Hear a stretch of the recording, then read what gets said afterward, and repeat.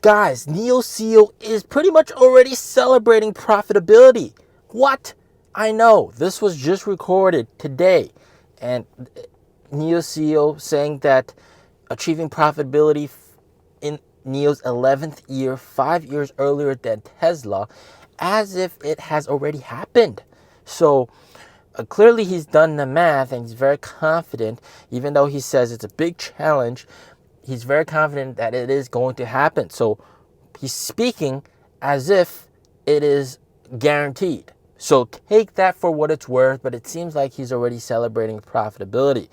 Now, here in China, they're doing so many things to ensure that that happens, all right? Not just from the delivery front, okay, and the sales front. We know there's super high demand. We talked about that in the last video, but also massive amputations. All right.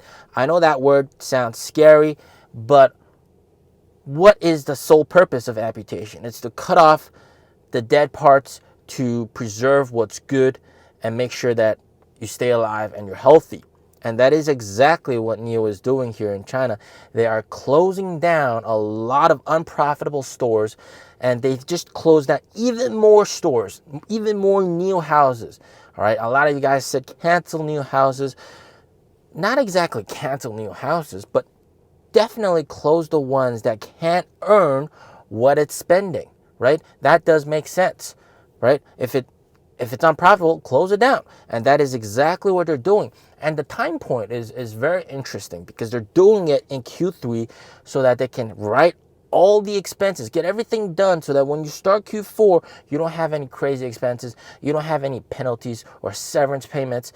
Because when you close down the NIO store, I talked to the sales rep about this and he told me this, you have to pay a violation fee, right? There's that violation fee.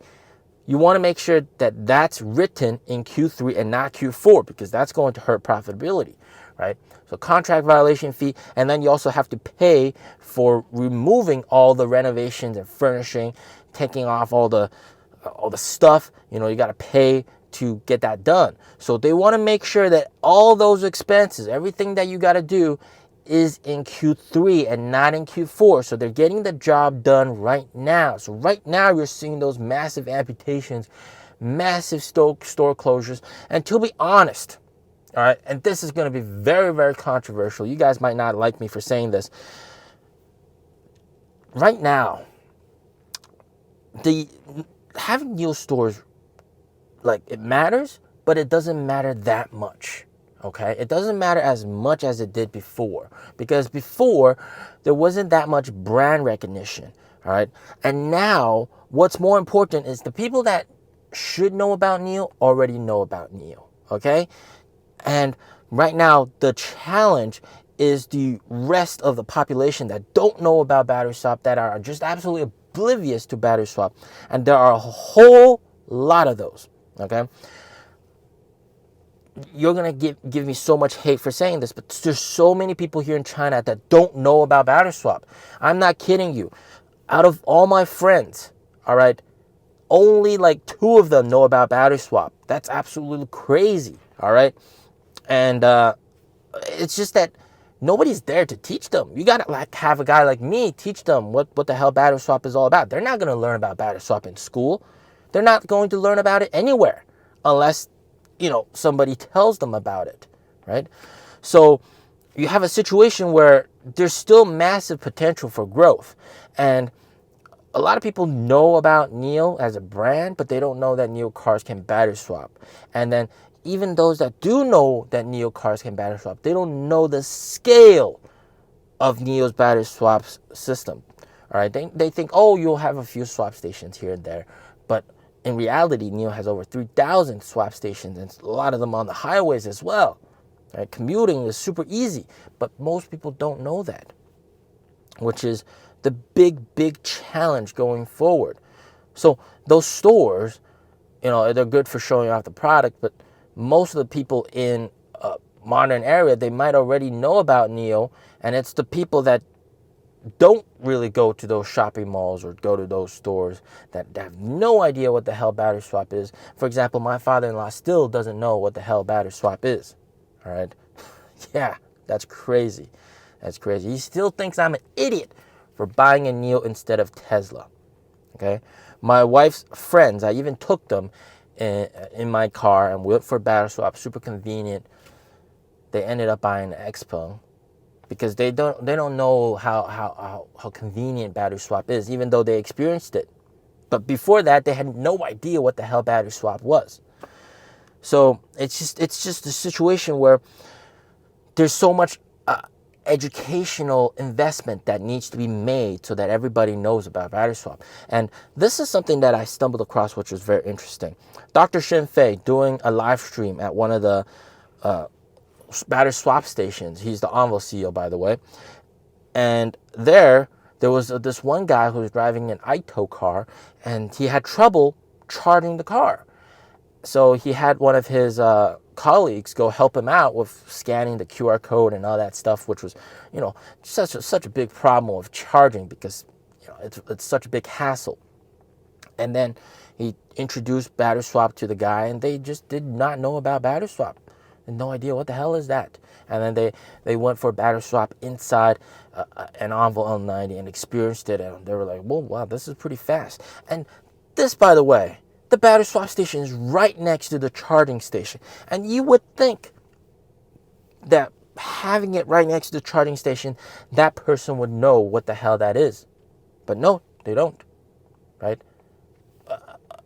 They see a big silver little building. They have no idea what it is. Maybe it's a car wash. Maybe it's something else. It just shows you that there's still so many people here in China that don't know battery swap. They don't know how convenient battery swap is, and they don't know the scale of the battery swap network, right? So the stores don't really matter. What really matters is you got to have guys at the swap station going to those people that are charging, that are having a hard time charging, and tell them, hey, we got battery swap over here. This is, you can use Envo or NIO cars. 3 minutes, that's it. That's all it takes. You don't have to do all this problematic stuff, and even if it rains or snows, you can stay in the car, which is exactly what Dr. Shin Fei's colleague told that Ito owner, and he was blown away, but he didn't know about that, and he bought an Ito car. So what does that say? All right, and you guys are gonna hate me so much for saying that lots of people don't know about batteries. That is just absolutely the case, and this is bullish. Why is it bullish? That means there's so much room for growth, okay? Every single NIO owner, guy that buys a NIO car knows about battery swap. Do you think everybody that bought a Tesla knows about battery swap? No, they don't. It's like my father-in-law, the stereotype. You got to buy American goods, okay? Made in the West is the best. Made in China is low quality. Don't spend money on shit made in China. So there's still massive potential room for growth. And I think the next step is, of course, I think in Europe they're doing it quite well. They got sort of a little store right next to the swap station to explain what that is to people that are checking the swap station.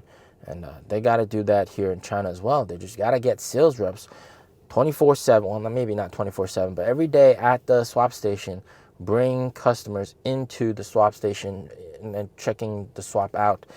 And I think that's going to be, huge educational investment, but that's how it needs to go. Yeah, that's where the future growth lies. But we're going a little bit off topic, right? So very good in terms of cutting down all the costs and everything that they're doing. So even though I don't think that NIO can achieve its delivery target of 150,000 in Q4, I do think profitability is possible because of all the cost cutting that they're doing. All right, so this is pretty nice. But take it for what it's worth. As always, stay safe, stay healthy. Peace out.